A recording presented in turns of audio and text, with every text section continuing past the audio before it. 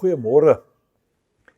Ons het nou al 'n bietjie met mekaar gesels oor die geestelike leiers en onder andere oor die konings en dan ook die feit dat hulle Herodes genoem is.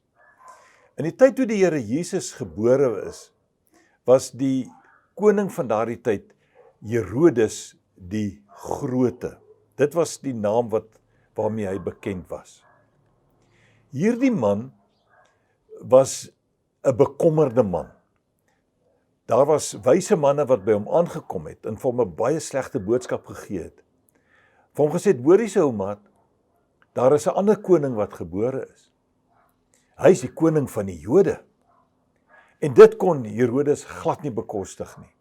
Hy gee toe bevel dat alle seentjies, Joodse seentjies van 2 jaar en jonger, om die lewe gebring moes word.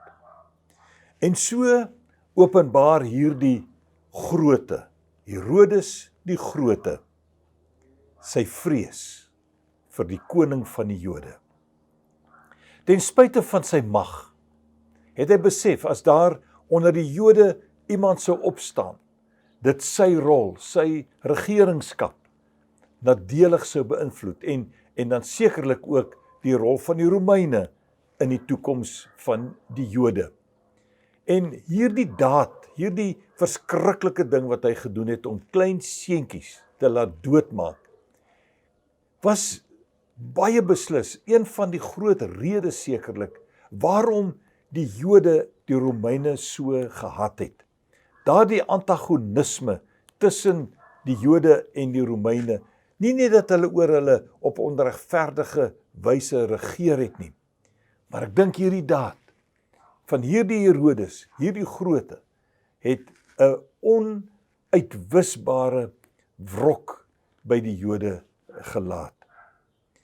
Te midde van hierdie ding wat hy gedoen het, word Herodes die Grote tog ook vir iets baie goed onthou.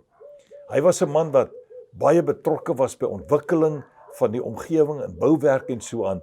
En onder andere was hy die man wat verantwoordelik was vir die bou van die Jode se tempel in Jerusalem. Nadat die tempel vernietig was, was hy ook dan verantwoordelik dat hierdie tempel dan weer herstel is. So, aan die een kant 'n baie slegte ding wat hy gedoen het. Aan die ander kant het hy tog vir die Jode ook heel wat beteken. Miskien was dit om hulle te paai, maar dit het wel deur sy hand 'n goeie ding in Jerusalem tot stand laat kom. Herodes die Grote, die man in beheer toe die Here Jesus gebore is. Geseënde dag.